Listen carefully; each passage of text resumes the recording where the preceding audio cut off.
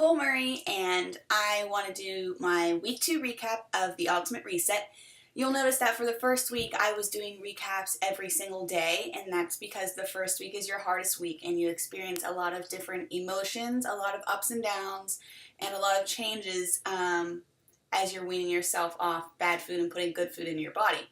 Well, I'm happy to announce that the second week is much better. You are much more on a level playing field. I will say that if something bothers me, I do cry a little bit more easily, but I'm not like weeping all the time like I was on like day 5. So quick little recap. So end of week 2, I have lost exactly 10 pounds, which is very, very exciting, even though weight loss was not my main reason for getting into this. I am finding a lot of meals that I absolutely love, and some that I am just not very fond of. But, you know, I'm a picky eater to begin with. So here's what I did. Going through week 2, I kind of looked at the meals, and there were some where I was just like, yeah, this just isn't going to work. I'll be honest, I'm not willing to try it. So what I did was I went back to week 1 and I looked at the vegan options, because week 1 you have animal protein and some dairy. Week 2 you cut all of that out, and week 3 you don't have any of it either. So what I did was I went back to week 1 and I swapped in some meals from week 1 that were completely vegan, like the roasted root medley or the zucchini cashew soup. I think it's in week 2. Maybe it is in week 1. The sweet potato roasted red pepper bisque. I brought all of those back into week 2, made them in bulk for my dinner, and then also incorporated in like the pinto beans, rice, and green beans, and a couple of the other meals. But I wasn't stressing out if I couldn't find something that I didn't like in week 2, because I just went back to week 1, looked at what did not have animal protein, what did not have any dairy, and I just put that in there, and things have worked out great. I enjoy all of my meals. The zucchini cashew soup, let me tell you, like, you make it in your blender, and when I was done, I got a rubber scraper, and you would have thought that I was eating brownie batter, because I was just scraping it out of the blender and just licking it off the rubber scraper. Like, I didn't want any of that to go to waste. It is my favorite healthy food ever. It looks like baby poop. It looks totally disgusting, but it tastes fantastic. Okay, so on to the individual days, because I have them written down here. Day 8, I did have some mental clarity, which is kind of funny, because all day I was like, when is this going to come? Because the only clarity I'm getting is as far as what foods I want to eat whenever I'm done. But day 8, I had this mental clarity where I thought, you know, why can't I grow my business? Or why can't I get the success that I want? It was just like that aha moment that I've been waiting for 2 years. You know, I always think, I can't do things, or maybe I'm afraid of success, or I get too close and then I back off.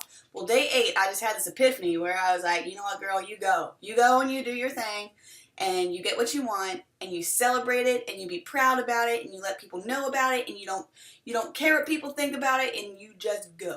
So since day 8, I have been going. Day 9, I was very, very foggy, and I got really tired. A lot of people say you get tired in week 1.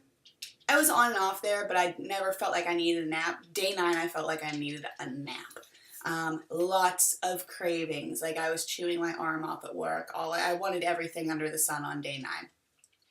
Day 10, I woke up, looked in the mirror, holy crap, I have a flat stomach again, and I can see my abs. Now, at the end of the week 3 recap, I'll show you before and after photos, and you'll see that my before photo, I was very bloated, puffy, not a flat stomach.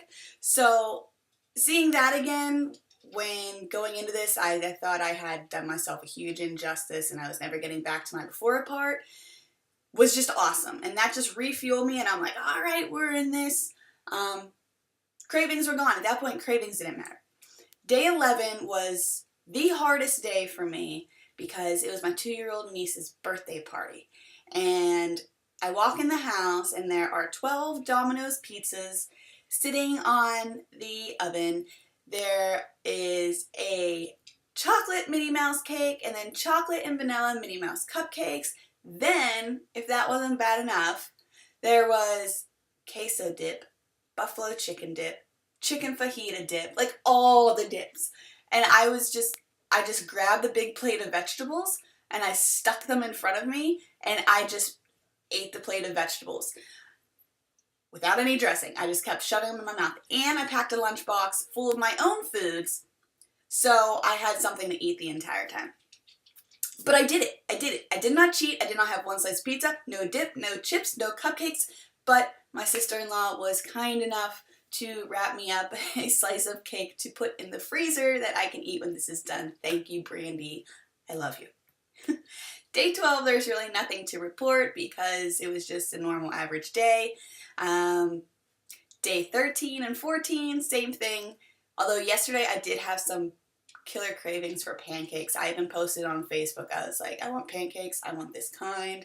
And then all of my friends are finding it hilarious now of how much I want certain foods. So they will kind of taunt me and put in comments other kind of foods that would taste delicious. So now it's just a big game. I mean, I'm on the first day of week 3. I'm not quitting. I'm gonna make it. Go on. Let's just play. Let's talk about all the delicious foods we can eat because I'm not quitting at this point. And really, the results are so great, I don't think I'm gonna quit after. I was laughing with my husband last night because he was saying, so what's gonna be your first meal when you're done? And I was like, the funny thing is, it'll probably be roasted root medley and zucchini cashew soup.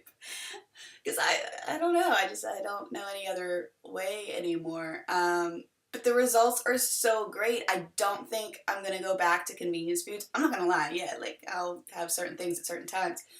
But I am going to Disney the first week in March. And then 2 weeks later, I'm going on a cruise to Grand Cayman and Cozumel for the Beachbody Success Club trip that I earned. So now is not the time to go off the deep end, off the reset. Now's the time to stay on it, and so I can look really good at both of those times. And then heck, you know what? Then there's another excuse. Well, then bikini season's coming around. Time to stay on it again. So really, why ever get off it in the first place? So there's a lot of great things I've learned in the reset. A lot of wonderful meals I can't wait to incorporate into my daily life. And I'm already out there researching on blogs of different healthy meal options. Healthy desserts. If you know of a healthy dessert or blogs that have them, I personally follow Chocolate Covered Katie. But if you know anything else, please leave them in the comments because I'm always looking for those. And that's the end of week 2. I'm excited. As you can tell, it's not even 8 o'clock in the morning yet. I am awake. I'm alive. I haven't had coffee in 21 days. Let's do this. 7 more days to go. Thanks so much for tuning in. Bye.